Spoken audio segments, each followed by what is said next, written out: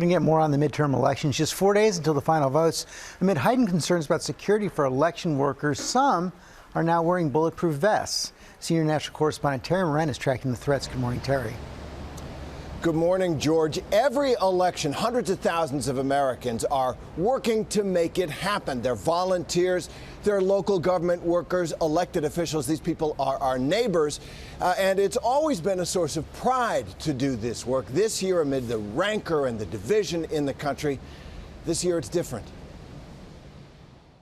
With just days to go before Election Day, poll workers across the country are facing an unprecedented challenge. It's an issue in so many places this year. Michigan's Secretary of State says she's ready to protect the election. Election officials and law enforcement are more prepared than ever before to immediately address any attempt to interfere or disrupt the elections process or intimidate voters, and they will work with us to ensure that all voters are safe and their rights are protected.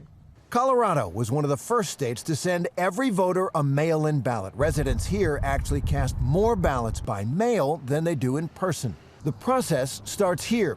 Ballots are dropped into locked boxes that can only be accessed by one of these workers. Do you ever get people who come up to you and say, "What are you doing?" Yes. Yeah. Oh, yeah. Suspiciously. Yeah. That or they're off in the distance. The yellow What do you vests tell them? help. Nothing. We just watch each other's back. Here in Adams County, elections are run by first-term county clerk Josh Ziegelbaum. He oversees over 600 election workers and over 300,000 voters. Safety measures here include entrances with badge access and panic buttons under desks. But for Josh, safety measures extend way past the doors of his office. I have had some instances in the past where people have followed me back to my neighborhood, but it, a bit nerve-wracking. You were followed. That prompted me to start talking with the sheriff about, personal safety. He recommended that I wear a ballistic vest whenever I feel necessary. I wear one pretty much every single day. You come to work with a bulletproof vest. Yes. From July 2021 to August 2022, the Department of Justice's Election Threats Task Force say they've reviewed over 1,000 reports of hostile communications directed at election workers, causing shortages of workers in some counties throughout the country. For the past 2 years, Ruby Freeman and her daughter Shay Moss have lived in fear after working as poll workers during the 2020 election in Georgia. Their names splattered across conservative media. That's Ruby's daughter. All because of a lie. Gonna pass that USB off. Ruby Freeman and Shay Freeman Moss quite obviously surreptitiously passing around USB ports as if they're vials of heroin or cocaine.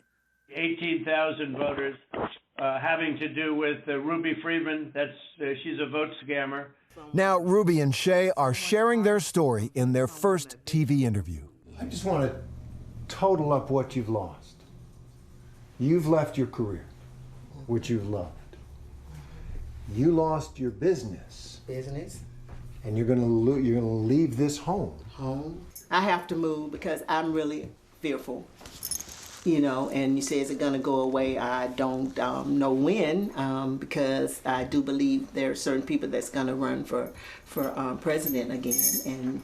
And so I will always have that over me. Do you regret it?